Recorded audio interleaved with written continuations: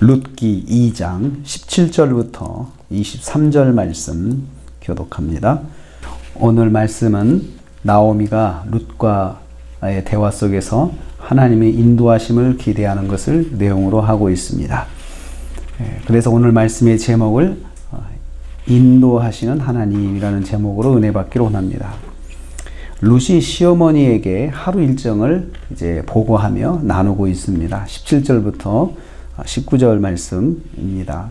이 밭에서 저녁까지 이삭을 주운 룻이 집으로 돌아가 시어머니하고 하루 일과를 나누게 됩니다. 그래서 17절부터 이제 대화가 나오는데요. 이 대화 속에서 룻이 어떤 사람인지 보고 볼 수가 있습니다. 또 나오미와 룻 사이가 어떤 사이인지 또 알 수가 있습니다. 룻이 남겨온 음식을 이제 시어머니를 대접을 했다라고 그렇게 말하고 있습니다. 자기가 배불리 먹고 남겼다라고 했는데 사실 그 일하는 사람에게 음식을 나눠주는 것이 얼마나 되겠어요? 자기가 먹을 만큼 먹은 게 아니고 그냥 이 정도면 됐다 하고 난 이 정도면 배불러 라고 생각하고 집에 있는 어머니를 생각해서 음식을 남겨온 거겠죠. 그리고 이제 음식을 대접받으며 나오미가 질문을 합니다. 어디서 오늘 일했니? 라고 물어보죠. 그러니까 룻이 보아스의 밭에서 일했다고 말을 합니다. 여기서 성경은 룻과 이 며느리 룻과 시어머니 나오미가 어떤 사이인지 잘 말씀하고 있습니다. 룻이 자기가 그냥 어쩔 수 없이 자기는 어떻게 본 마음은 그게 아닌데 시어머니하고 떠날 수 없어서 따라왔으니까 얼마나 어떻게 보면 인간적으로 볼 때 늙은 시어머니를 학대할 수도 있죠. 그런데 그런 마음이 전혀 없는 사람인 것을 보여주고 있어요. 자기가 시어머니한테만 뭐 매였다, 시어머니 때문에 내 인생이 좀 불행하다 이런 생각이 전혀 없이 대화하는 것을 볼 수 있습니다. 서로 의지하고 존중하는 사이인 것을 성경이 보여주고 있어요.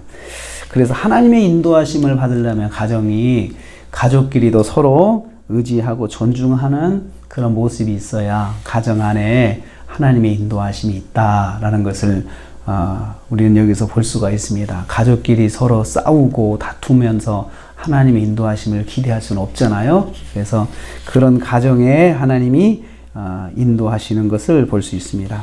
두 번째로 나오미는 하나님께서 기업 물을 자에게 인도하심을 깨달았습니다. 대화하는 가운데 20절부터 보면은요, 이 보아스의 밭에서 일했다고 하니까 보아스 하니까 딱 생각이 나는 거죠.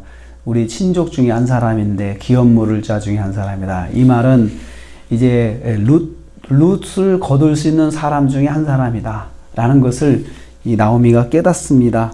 그래서 하나님의 인도하심, 하나님께서 인도하시고 있구나 라는 것을 지금 나오미가 깨닫고 있는 것을 여기서 말씀하고 있습니다. 자, 결과는 어떻게 될지 모릅니다. 결과는 어떻게 될지 모르지만 하나님께 맡기고 이제 하나님께서 인도하시겠구나 라는 그런 마음을 가지는 그 자세가 필요합니다. 자신이 해야 할 일은 우리는 하나님께 맡기는 것이고 또 하나는 내가 할 일이 무엇인가 생각을 해 보는 것입니다. 그래서 이제 보아스의 밭에 가라.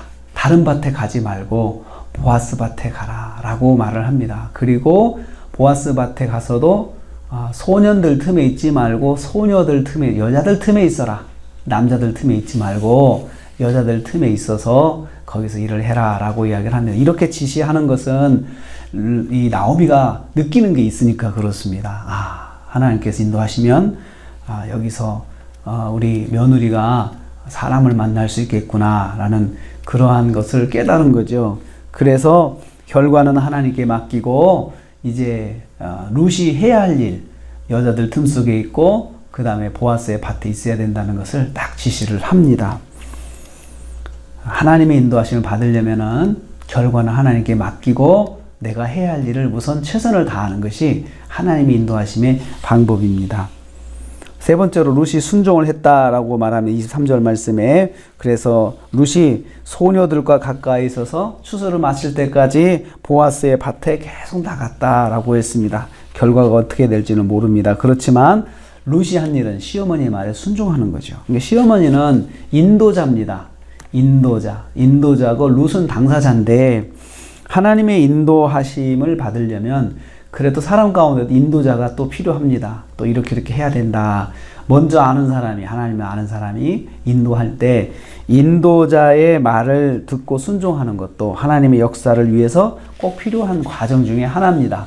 그래서 모르면 인도자가 말하는 대로 또 순종하는 것도 하나님의 역사하는 통로 중에 하나인 것을 볼 수 있습니다. 하나님은 인도자를 통해서도 하나님의 역사가 진행이 된다는 것을 우리에게 말씀하고 있습니다. 그래서 먼저는 우리가 좋은 인도자가 되었으면 좋겠습니다. 그리고 또 나도 뭔가 어려운 일이 있을 때 또 인도해 주는 사람이 있다면 그 사람을 통해서 하나님의 역사하실 수도 있으니까 또 그 말에 귀를 기울이고 또 하나님께 맡기고 내가 해야 할 일을 최선을 다하는 것이 그것이 하나님의 역사를 경험하는 방법 중에 하나입니다. 오늘도 우리가 하루를 시작합니다.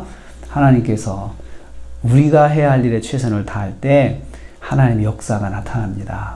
결과는 하나님께 맡기고 지금 내가 당장 해야 할 것 이것을 순종하면서 오늘 하루도 하나님의 인도하신 가운데서 오늘 하루도 승리하시는 저와 여러분 되시기를 주님의 이름으로 축복합니다. 하나님 감사합니다.